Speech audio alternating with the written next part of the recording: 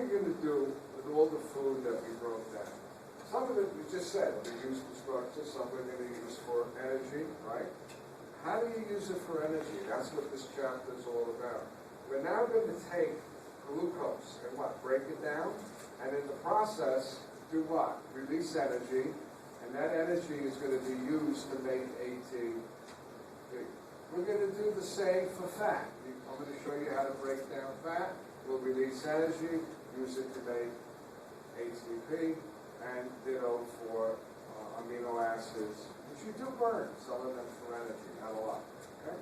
And then whatever is left over, what do you do with it? The extra sugar.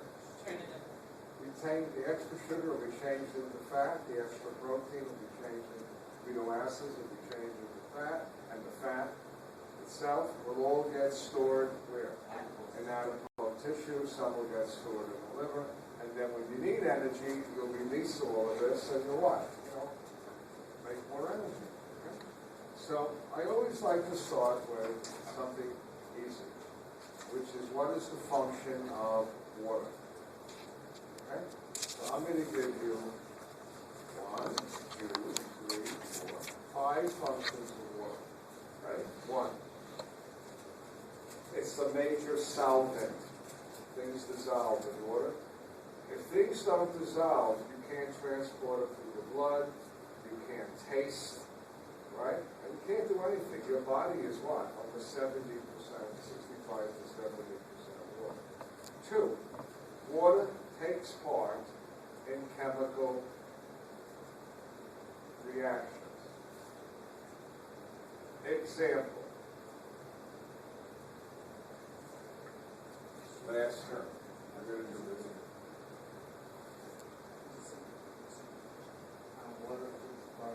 Remember hydrolysis? How do you break a peptide bond? A bond between 2 amino acids? You insert water. Remember? How do you break a bond between 2 disaccharide? How do you break it down? You insert water. Remember? And then you had, how do you make the bond? Dehydration. Synthesis. There you use water, right? I mean, you make water, right? Okay. Then, next function of water. It's a coolant.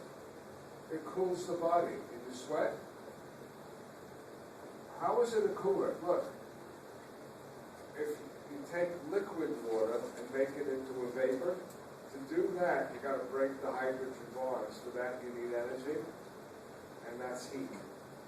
So it picks up the heat from your body, and that energy of the heat is enough to change it from liquid water to heat vapor. Done. 3, 4. Water is a great lubricant. And you may want to add, particularly when mixed with certain proteins. You know, mucus. Mucus is what? It's a glycoprotein plus water.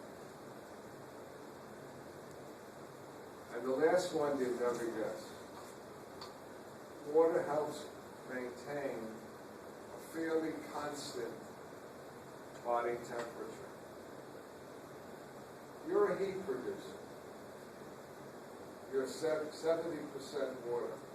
What is your water's temperature right now in your body? About 98.6? If you go outside, it's 40 degrees. Are you going to turn to 40 degrees right away? No way. Because even if you aren't making heat, water is slow to what? Lose heat, and it's also slow to gain heat. You can take a pot, put it on a stove, fill it with water, turn up the heat, and stick your finger in the pot, and it's still not going to feel. What's happening to all that heat from the stove? Water is what?